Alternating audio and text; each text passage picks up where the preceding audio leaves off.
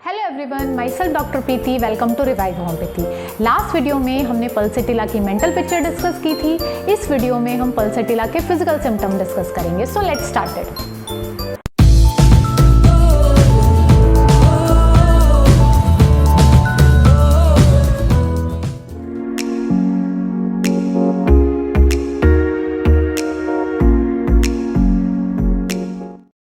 So pulsatilla, as we already discussed, it was proved by Dr. Hahnemann।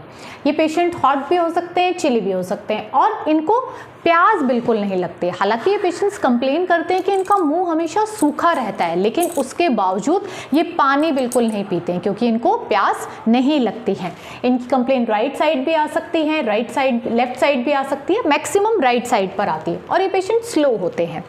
Pulsatilla is predominantly a female remedy, right. तो ये उन females में indicated होती है जो बहुत ही टिमिड होती हैं, जिनको बहुत जल्दी रोना आ जाता है, तो ऐसी फीमेल्स में पल्सेटिला इंडिकेटेड होती है। और जनरली जो बहुत ही गुड लुकिंग और फेयर स्किन होती है। लेकिन ऐसा नहीं है कि हम डार्क स्किन लेडीज़ में पल्सेटिला प्रिस्क्राइब नहीं करेंगे। तो इसको ऐसे समझते हैं कि मेजॉरिटी ऑफ केसेस में से 80% केसेस में लेडीज़ फेयर स्किन और गुड लुकिंग होती है पल्सेटिला की, लेकिन 20% केसेस ऐसे भी होते हैं जहाँ पर हम डार्क स्किन लेडीज़ को पल्सेटिला प्रिस्क्राइब करते हैं। लेकिन दोनों ही केसेस में जो मेंटल स्टेट है पेशेंट की वो सेम है। तो अगर मेंटल स्टेट पेशेंट की पल्सेटिला से मैच कर रही है तो whether it is fair skin और dark skin, you should prescribe pulsatilla. Okay, headache बहुत ही कैरेक्टरिस्टिक है पल्सेटिला का।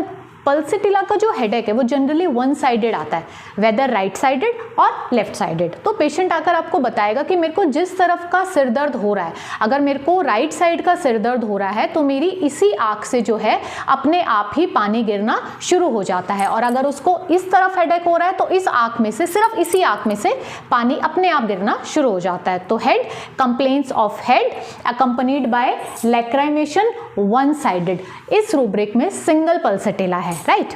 अब हेडेक होता कब कब है इसको? जब ये लोग बहुत ज़्यादा खाना खा लेते हैं या ऑयली खाना खा लेते हैं, हाँ, तो उसके बाद इनका जो स्टमक है वो स्टमक जो है डिसऑर्डर हो जाता है, उसके बाद इनको हेडेक हो जाता है, राइट। ज़्यादातर इवनिंग में इनको होता है, जब ये वार्म रूम में होते हैं तब इनको हेडेक होता है और ओपन एयर से इसको अच्छा लगता है। तो पल्सेटिला कभी भी ऐसे रूम में नहीं रह सकती जो बंद कमरा होता है ना, बहुत गर्म कमरा होता है, ऐसे में इसको एग्रावेशन होता है। तो ऐसे में हमेशा ये पेशेंट बोलती रहती है कि खिड़की खोल दो, दरवाजे खोल दो, है ना, जो है अंदर हवा को अंदर आने दो, है ना, मेरे को हवा चाहिए, तो खुली हवा इसको चाहिए। तो हमेशा जब इसको सिर दर्द होता है या कोई भी कंप्लेन होती है तो पल्सेटिला हमेशा खिड़की और दरवाजे खुलवा देती है, उससे इसको अच्छा लगता है। तो pulsatilla seeks open air. Stye के लिए pulsatilla is very good remedy. Stye हमेशा पल्सेटिला को बार बार होते हैं और जनरली कहाँ होते हैं? अपर आईलिड पे होते हैं, है ना। और वो भी करेक्टरिस्टिकली जब पेशेंट आकर बताता है कि जब मैं कभी बाहर का खाना या फिर ऑयली बहुत ज़्यादा खाना खा लेता हूँ, उसके बाद तुरंत मेरे आईज पे जो है स्टाई हो जाते हैं। कफ इन पेशेंट्स को नाइट में, इवनिंग में और नाइट में इन पेशेंट्स को ड्राई कफ होता है, सूखी खांसी होती है, खांसते रहेंगे और जैसे ही बिस्तर पे लेटेंगे इनकी खांसी बढ़ जाती है। तो पेशेंट बिस्तर में उठ के बैठना पड़ता है उसको, ताकि उसको खांसी में आराम आए। और मॉर्निंग में जो है इसको लूज कफ होता है विद क्यूपियस म्यूकस एक्सपेक्टोरेशन, है ना। इवनिंग में ड्राई कफ और मॉर्निंग में लूज कफ होगा, और जो ये एक्सपेक्टोरेशन निकालेगा मॉर्निंग में वो बहुत सारा होगा म्यूकस, और जनरली वो एक्सपेक्टोरेशन जो है टेस्ट बेटर, है ना, कड़वा एक्सपेक्टोरेशन का टेस्ट होगा। वन साइडेड कंप्लेंट्स होती है पल्सेटिला की। पल्सेटिला ये बहुत करेक्टरिस्टिक है इसके अंदर कि एक तरफ का सिर दर्द हो रहा है ना, एक बाजू में दर्द हो रहा है ना, एक तरफ बॉडी में जो है खूब पसीना आ रहा है, बॉडी को अगर आप टच करेंगे तो वो छूने में ठंडी महसूस होगी, और एक तरफ बॉडी जो है अगर आप टच करेंगे तो वो गर्म होगी। तो इस तरीके की वन साइडेड कंप्लेंट्स पल्सेटिला के अंदर बहुत कॉमन है। डिस्चार्जेस कैसे रहते हैं इसके? Thick, bland and yellowish green. अब चाहे वो डिस्चार्जेस ईयर डिस्चार्ज हो, कोराइजा हो, नोज डिस्चार्ज हो, सारे डिस्चार्जेस के कैरेक्टरिस्टिक ये हैं, और डिस्चार्जेस पल्सेटिला के ऑफेंसिव होते हैं। नेक्स्ट, जैसा कि हमने ऊपर डिस्कस करा कि पल्सिटिला को प्यास बिल्कुल नहीं लगती है, इसका मुंह हमेशा सूखा रहता है, बहुत कैरेक्टरिस्टिक है। जनरली क्या होता है ना कि अगर आपका मुंह सूखा है तो आपको प्यास लगती है, आप पानी पीते हैं, लेकिन पल्सिटिला के अंदर मुंह सूखा है लेकिन फिर भी इनको प्यास नहीं लगती है। और जब ये सुबह उठते हैं पेशेंट तो इनको मुंह में एक बहुत ही गंदा सा टेस्ट जो है महसूस होता है, लेकिन उसके बावजूद ये पानी नहीं पीते हैं। अब पल्सिटिला का डाइजेशन बहुत ही वीक होता है ना, इसका जो स्टमक होता है वो बहुत ही स्लो होता है कोई भी खाने को डाइजेस्ट करने के लिए। तो जब भी ये कुछ खाते हैं उसके बहुत घंटे बाद भी इनका स्टमक जो है वो इनको ऐसा महसूस होता है कि पेट भरा हुआ है ना, फूला हुआ है पेट, कुछ भी खाने का मन नहीं होता है इनको। तो इसीलिए अगर ये पेशेंट थोड़ा सा भी ओवर ईट करेंगे या बाहर का कुछ ऑयली खाना खा लेंगे तो तुरंत इनका जो है पेट खराब हो जाता है। तो ये बहुत अच्छी एक कंडीशन है। जैसे कि पेशेंट अगर आपको बोलते हैं कि डॉक्टर साहब कल रात को मैं शादी में गया था और उसके बाद से जो है मेरा पेट खराब हो गया, तो क्या हुआ, वहां पे उसने ओवर ईटिंग भी करी शादी में और ऑयली खाना भी खाया जिसके बाद से उसका पेट खराब हो गया। तो जनरली पेशेंट जब शादी में बहुत सारा खाना खाने के बाद जिन लोगों का पेट खराब हो जाता है, you can think of pulsatilla, right. अब और किन किन चीज़ों से इसका पेट खराब हो जाता है? आइसक्रीम से जो है पल्सिटिला को बहुत दिक्कत आती है। इवन जो हमने हेडेक डिस्कस करा है, pulsatilla has headache after eating ice cream. Ice cream खाई उसके बाद सिर में दर्द शुरू हो गया है ना, और आइसक्रीम के बाद stomach disorder after eating ice cream है ना, abdomen pain after eating ice cream, vomiting after eating ice cream, diarrhoea after eating ice cream. तो आइसक्रीम खाने से पल्सिटिला को बहुत दिक्कत होती है।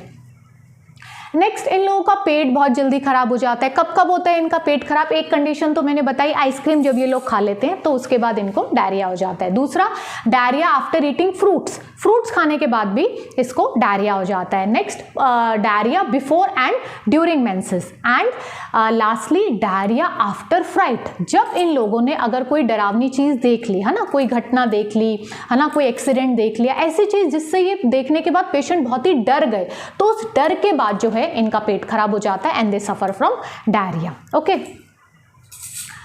Next, changing symptoms, this is very characteristic of pulsatilla. इसके सिम्टम्स चेंज होते रहते हैं है ना। जैसे अगर हम डायरिया की बात करें तो डायरिया के 2 एपिसोड भी पल्सिटिला के सेम नहीं होंगे। पेशेंट अगर आपको बताएगा कि सुबह जो मेरे को स्टूल्स पास हुए थे वो वाटरी थे and they are in green in colour, और आफ्टरनून में जो स्टूल पास हुए they are of slimy characters and they are of yellow colour है ना। तो कभी स्टूल्स का कलर ग्रीन है, कभी स्टूल्स का कलर येलो है, कभी वो वाटरी है, कभी वो स्लाइमी है।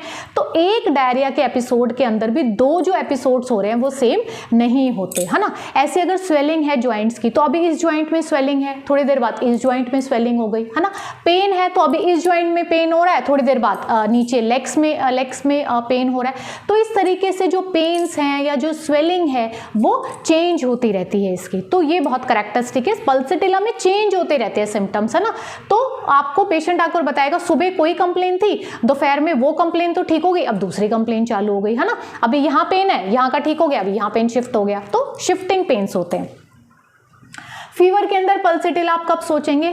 फर्स्ट थिंग, पेशेंट को प्यास नहीं लगती है बिल्कुल भी फीवर में। दूसरा, बहुत ठंड लगती है इसको, बहुत ज़्यादा चिली फील करता है पेशेंट, लेकिन इसके बावजूद वो कोई कवर नहीं लेता है। This is very important. Generally क्या होता है, अगर आपको बहुत ठंड लग रही है तो आप क्या करेंगे, आप कवरिंग ले लेंगे अपने आप को वार्म करने के लिए, लेकिन पल्सिटिला के अंदर उसको ठंड बहुत लगती है लेकिन उसके बावजूद वो कवर नहीं लेता है ना। वो चाहता है खिड़की दरवाजे खोल दो, उसके साथ उसको प्यास भी नहीं लग रही है। तो फीवर में अगर आपको ये कैरेक्टरिस्टिक मिल रहे हैं तो फिर चाहे वो मम्स का फीवर हो, मीजल्स का फीवर हो, जॉन्डिस का फीवर हो, कोई भी फीवर हो, you can think of pulsatilla, right.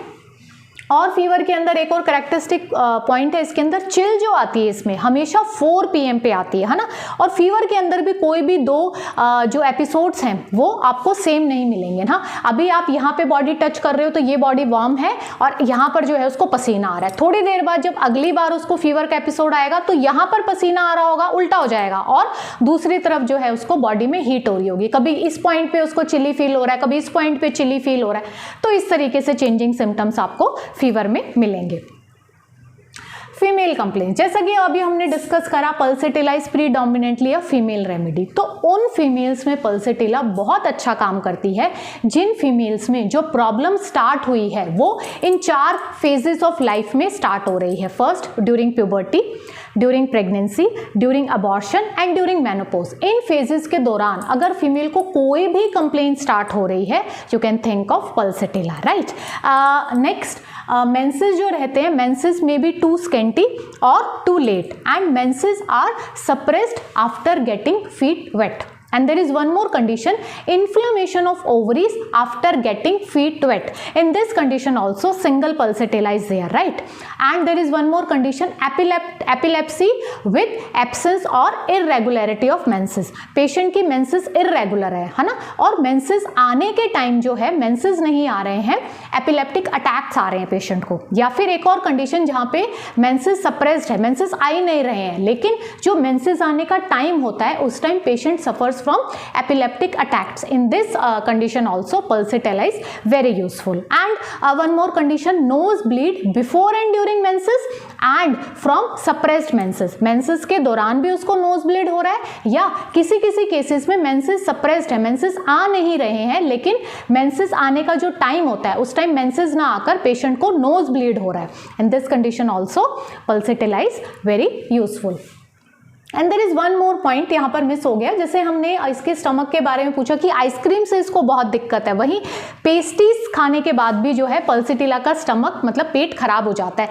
Single pulsatilla is there in this rubric, stomach disorder after eating pastries. Patient ने आके बताया कि मैंने पेस्ट्री खाई थी, उसके बाद से मेरा पेट खराब हो गया. Single pulsatilla is there in this rubric, right. Okay, next, urination involuntary. यहाँ भी बहुत ही इंपॉर्टेंट सिम्टम है. इन पेशेंट्स को पल्सिटिला के अंदर क्या होता है, जब इस पेशेंट पल्सिटिला को गुस्सा आता है, तो जब इसको गुस्सा आता है तो अपने आप ही ड्रॉप बाय ड्रॉप इसका यूरिन पास होना शुरू हो जाता है, राइट. तो bladder urination, dribbling involuntary when angry, urine dribbles when angry. Single pulsatilla है इस रूब्रिक के अंदर की जब जब उसको गुस्सा आएगा तो अपने आप ही ड्रॉप बाय ड्रॉप उसका यूरिन पास होना शुरू हो जाता है, राइट. इसके साथ साथ ही urination involuntary while walking, laughing, coughing और sneezing, right? Soles burn. Patient अगर कंप्लेन करेगा कि उसके पैर के जो तलवे हैं, है ना, वो हमेशा गर्म रहते हैं या उनके अंदर से कोई आग से निकलती रहती है, तो you can think of pulsatilla. Next, skin complaints के में भी पल्सिटिला बहुत ही यूजफुल होती है. अर्टिकेरिया, जिसको हम छपाकी बोलते हैं, तो ऐसे पेशेंट्स जिनको अर्टिकेरिया हुआ है आफ्टर ईटिंग फ्रूट्स, उन्होंने फ्रूट खाया और उसके तुरंत बाद जो है उनको छपाकी आ गई, तो इसके अंदर भी single pulsatilla is there. Urticaria from fruits. इसके बाद अर्टिकेरिया विद डायरिया, अर्टिकेरिया के साथ उसको डायरिया हो रहा है, इन केसेस में भी पल्सिटिला बहुत यूजफुल है, राइट. अब पल्सिटिला जैसे कि हमने पहले डिस्कस किया तो बहुत ही वीक होती है, बहुत ही नाजुक सी, छुई मुई सी, है ना.